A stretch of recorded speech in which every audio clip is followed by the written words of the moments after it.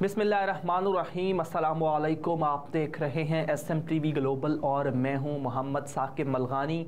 सबसे पहले शामिल करते हैं न्यूज़ हेडलाइंस।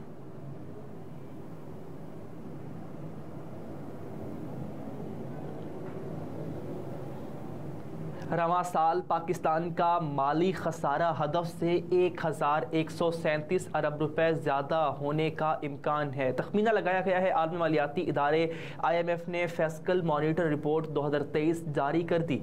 IMF की रिपोर्ट में खसारा GDP के 6.5% की बजाय 7.6% रहने की पेशगोई की गई है। रिपोर्ट के मुताबिक इस साल पाकिस्तान का माली खसारा हदफ से 1137 अरब रुपए ज़्यादा होने का तखमीना लगाया गया। रिपोर्ट में यह भी कहा गया कि साल 2023-24 में खसारा 8,042 अरब रुपए तक पहुंच जाएगा, जबकि हुकूमत ने माली खसारे का हदफ 6,905 अरब रुपए मुकर्रर कर रखा है। रिपोर्ट के मुताबिक कर्जों की शरह 60% के कानूनी हदफ की बजाय 72.2% रहेगी। इस साल प्राइमरी सरप्लस 0.4% हदफ के मुताबिक 421 अरब रुपए रहने का इम्कान है। इसके अलावा मजमूई मुहासिल 12.5% और मजमूई अखराजात GDP का 20.1% रहेंगे।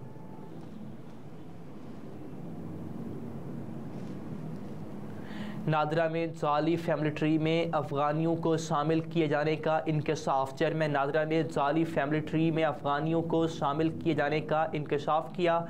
Chairman NADRA lieutenant general Munir अफसर ने सेनेट की दाखिला कमेटी को ब्रीफिंग में बताया कि नादरा की जानिब से अफगानियों को जाली शनाख्ती कार्ड के इजरा के मामले पर 84 एहलकारों के खिलाफ कार्रवाइयाँ की गई हैं। चेयरमैन नादरा ने कहा कि जाली दस्तावेजात बगैर फिंगरप्रिंट या तस्वीर के रिकॉर्ड को एहलकार टेम्पर करते रहे, जिस वजह से एहलकारों के खिलाफ कार्रवाइयाँ की गई। चेयरमैन नादरा का कहना था कि नादरा ने जाली शनाख्ती कार्ड रोकने के लिए शफाफ और पुख्ता निज़ाम कायम किया है।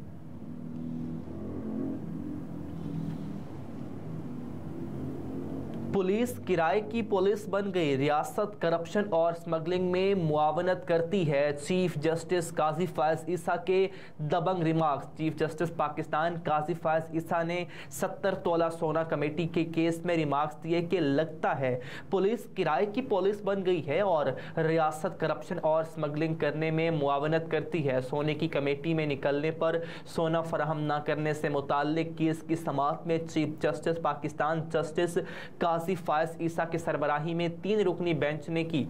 दौरान समाअत अदालत ने गैर मेयारी तफ्तीश पर प्रोसिक्यूशन पर बरहमी का इजहार करते हुए कहा कि कमेटी गिरफ्तार मुलजिम ने बनाई और तफ्तीश अहले खाना से हुई।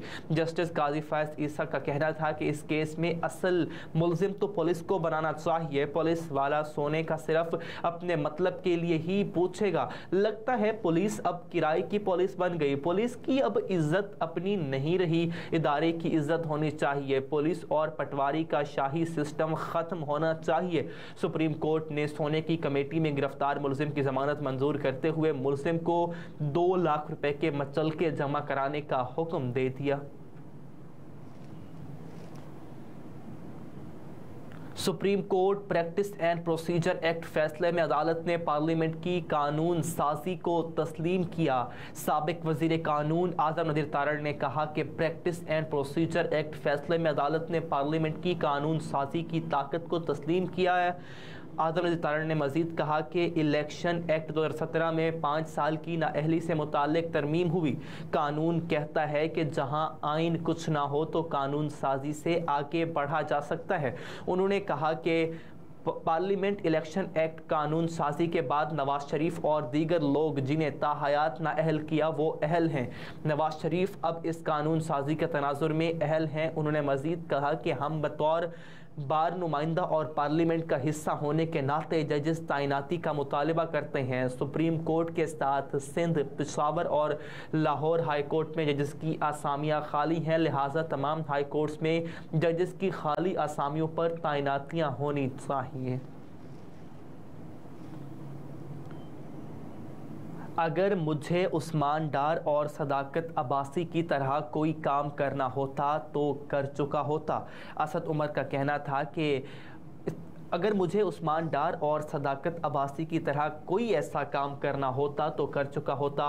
इस्लामाबाद में सहाफ़ियों से बातचीत के दौरान सहाफ़ी ने असद उमर से सवाल किया कि सुप्रीम कोर्ट का कल का फैसला कैसे देखते हैं। उस पर असद उमर ने अदालत का फैसला दुरुस्त करार दे दिया। सहाफ़ी ने पूछा कि नवाज शरीफ वतन वापस आएंगे। असद उमर ने कहा कि इस फैसले के बाद ये अच्छा सवाल है कि नवाज शरीफ वापस आएंगे या नहीं।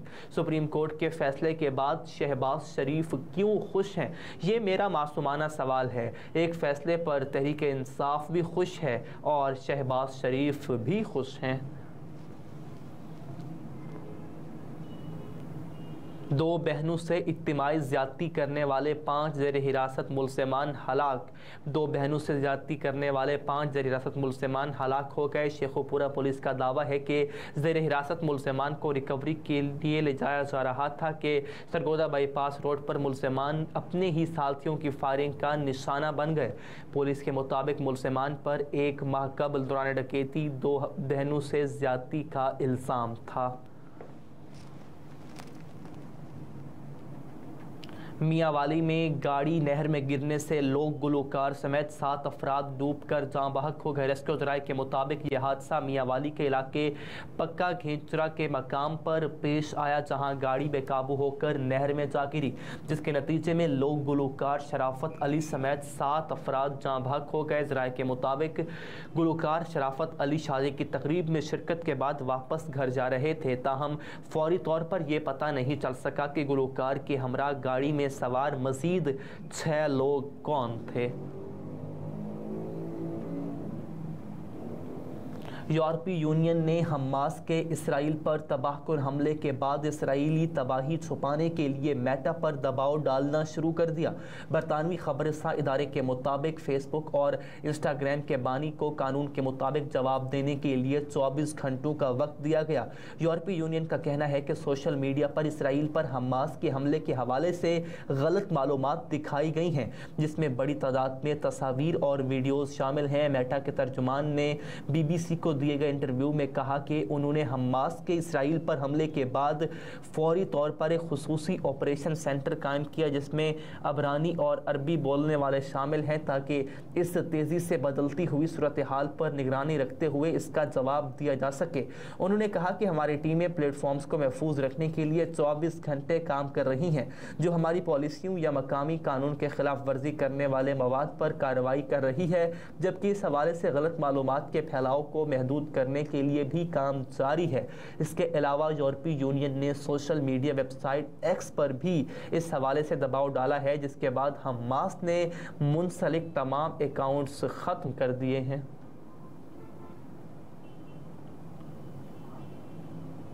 शबनम गिल के बाद मारूफ भारतीय कमेंटेटर भी डेंगू में मुब्तला। मारूफ भारतीय कमेंटेटर और सहाफ़ी हर्षा भोगले भी डेंगू बुखार में मुब्तला हो गए, जिसके बाद वो अब 14 अक्टूबर को हफ्ते को होने वाले पाक भारत मैच में शिरकत नहीं कर सकेंगे।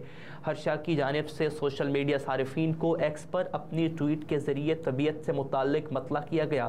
भारतीय सहाफ़ी ने लिखा कि मैं 14 अक्टूबर को होने वाले पाकिस्तान और भारत के मैच में शरीक ना होने पर मायूस हूँ, क्योंकि मुझे डेंगू हो गया और कम कुव्वत मदाफ़ियत और कमज़ोरी के बायस मैं मैच में शिरकत नहीं कर सकूँगा। उन्होंने लिखा कि मुझे उम्मीद है कि मैं भारत और बांग्लादेश के दरमियान 19 अक्टूबर को होने वाले मैच से कब्ल सेहतयाब होकर वापस आ जाऊँगा। हर्षा की ट्वीट पर मद्दाह उनकी जल्द सेहतयाबी के लिए दुआ गो हैं। वाज़ेह रहे कि भारतीय टीम के इन ओपनर शबनम गिल भी गुज़िश्ता कुछ दिनों से डेंगू में मुब्तला थे।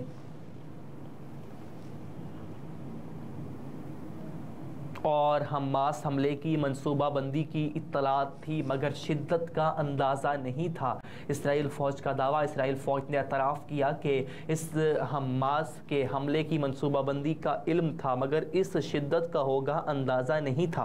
गैर मुल्की मीडिया के मुताबिक इसराइली फ़ौज के तर्जुमान ने एक बयान में दावा किया कि इसराइली फ़ौज को हमास के हमले से पहले उसकी मनसूबाबंदी की इंटेलिजेंस इत्तलात मौसूल हो चुकी थी और हमले से चंद घंटे पहले ये जाहिर हो रहा था। इसराइली फ़ौज के तर्जुमान के मुताबिक हमास के हमले की इंटेलिजेंस इत्तलात थी, मगर हमले की शिद्दत का अंदाज़ा नहीं था।